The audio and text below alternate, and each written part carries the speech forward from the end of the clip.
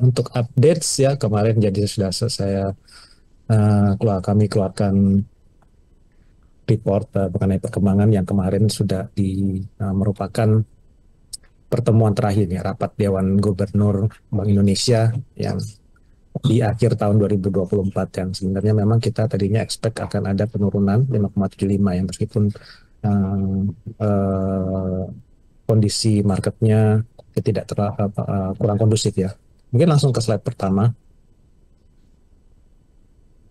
Dan kalau kita lihat sebenarnya memang selisih suku bunga antara BI rate dengan inflasi, terutama inflasi HK ya, yang per bulan November itu mencapai 1,6%. Jadi posisinya sangat rendah, merupakan yang terendah sejak waktu yang cukup lama ya. Kalau kita lihat dari chartnya itu terendah sejak sekitar tahun 2021. Dan memang penurunan ini kita lihat bahwa bukan disebabkan oleh daya belinya memburuk ya. Purchasingnya seharusnya memang mengalami ada sedikit perbaikan ya terlihat dari core inflation, ya, inflasi inti yang dalam beberapa bulan terakhir itu mengalami kenaikan. Dan hal ini sebenarnya memang sesuatu yang positif ya bahwa penurunan inflasi itu lebih disebabkan karena adanya penurunan harga-harga bahan makanan yang sempat mencapai level di atas 10% untuk komponen bergejolak itu sampai dengan bulan November akhirnya terjadi deflasi secara year on year. Di posisi November itu terlihat bahwa harga-harga bahan makanan itu lebih rendah dibandingkan dengan setahun sebelumnya, dan ini kita harapkan juga berdampaknya akan positif terhadap daya beli masyarakat. Namun memang mungkin next ya bahwa dalam menentukan next slide mungkin dalam menentukan kebijakan ke depan memang lebih banyak dipengaruhi oleh kembangan market, dan BI itu cenderung tetap data dependent karena memang menurut Bank Indonesia ya bahwa saat ini meskipun di bulan September mereka sudah sedikit beralih ke pro growth policy ya dengan menurunkan suku bunga dari 6,25% ke 6%, itu mungkin sementara ini mereka menganggap bahwa terlalu riskan, terlalu beresiko jika mereka menurunkan suku bunga. Nah, meskipun memang kita menganggap bahwa kondisi ekonomi saat ini memang memerlukan sebuah stimulus yang cukup signifikan ya dengan penurunan suku bunga. Namun memang terlihat ya bahwa sejak bulan November dan secara akumulasi sejak awal November ini menunjukkan adanya pengaruh dari efek hasil dari pemilihan presiden di Amerika Serikat. Jadi kalau kita lihat secara total itu pelemahan nilai tukar rupiah itu sekitar 2,5% secara agregat ya. Meskipun memang kami memperkirakan bahwa apabila tidak dilakukan intervensi oleh Bank Indonesia mungkin bisa jadi rupiah melemah lebih dalam lagi. Next. Dan selain melakukan intervensi ya, stabilisasi di pasar spot dan juga di NDF ke depan juga sudah menunjukkan bahwa tren rupiah kemungkinan masih akan tetap melemah. Bank Indonesia juga selama ini juga menggunakan salah satu instrumennya yaitu SRBI atau Sertifikat Rupiah Bank Indonesia, yang dalam beberapa pekan terakhir itu sebenarnya Bank Indonesia mencoba menurunkan dari sisi issuance. Namun terakhir di tanggal 13 mereka menaikkan issuance ke 20 triliun. Jadi total issuance dari outstanding itu sekitar hampir 1.000 triliun ya, sekitar 960 atau 970 triliun. Dan saat ini Bank Indonesia juga memberikan imbal hasil yang cukup menarik ya, sangat menarik ya, sebesar di atas 7% dalam beberapa lelang terakhir. Itu sekarang imbal hasilnya itu 7,24%. Hal ini tentu saja dilakukan untuk menyesuaikan, untuk menjaga selisih imbal hasil ya antara instrumen keuangan bank di Indonesia ya, dalam hal ini SRBI terhadap imbal hasil dari US Treasury. Jadi US Treasury ini per akhir minggu lalu ya. Kalau hari ini sendiri memang sudah mengalami kembali kenaikan. Di minggu lalu itu naik ke 4,24%. Sehingga Bank Indonesia memberikan menerbitkan yang secara lebih besar ya, 20 triliun dengan imbal hasil yang mungkin lebih tinggi di 7,24%. Dan sepertinya dengan melihat perkembangan ini ya seharusnya tidak ada pilihan bahwa mungkin di akhir Jumat nanti Bank Indonesia akan kembali mengeluarkan SRBI yang dalam jumlah yang mungkin cukup besar juga, dengan imbal hasil yang juga sepertinya memang akan lebih tinggi lagi dibandingkan dengan minggu lalu ya.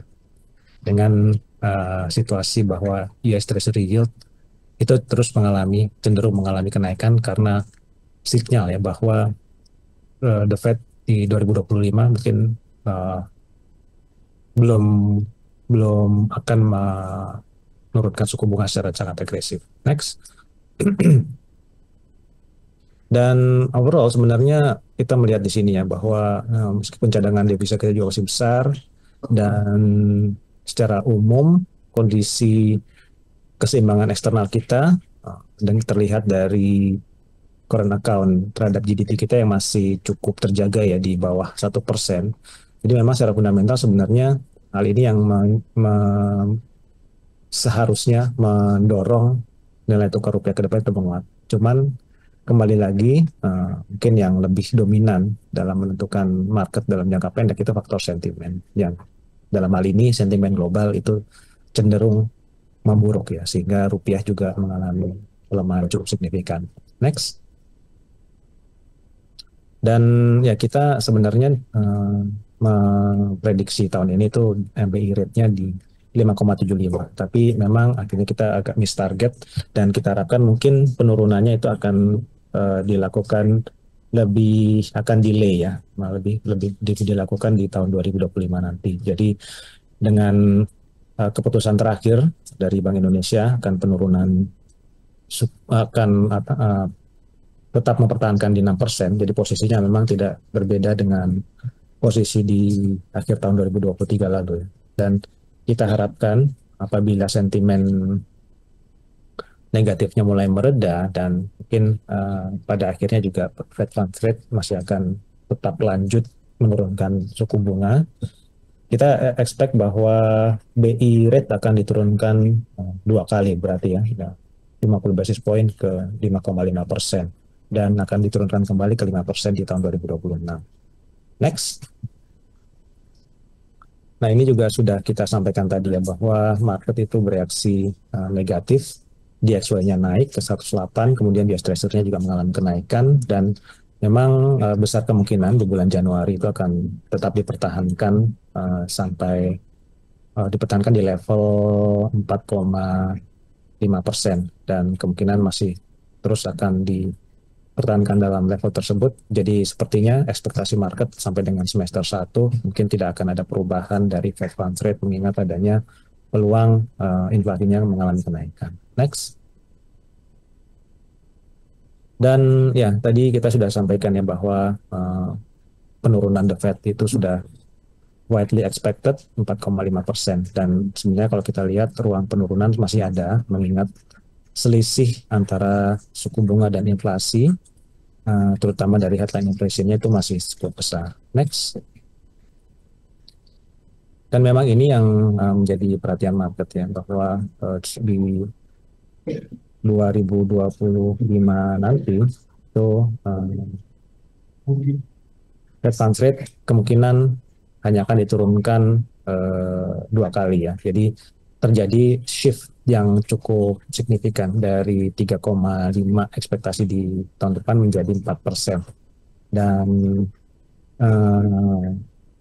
hal ini didasari oleh adanya ekspektasi bahwa inflasinya itu akan tetap tinggi, dan berdasarkan dot plot tadi malam yang dirilis, itu kemungkinan yang tadinya core inflation atau target dari Fed, indikator inflasi dari Amerika Serikat yang tadinya itu diharapkan akan menyentuh 2% target di 2026, tapi mungkin akan cenderung baru akan tercapai di 2027.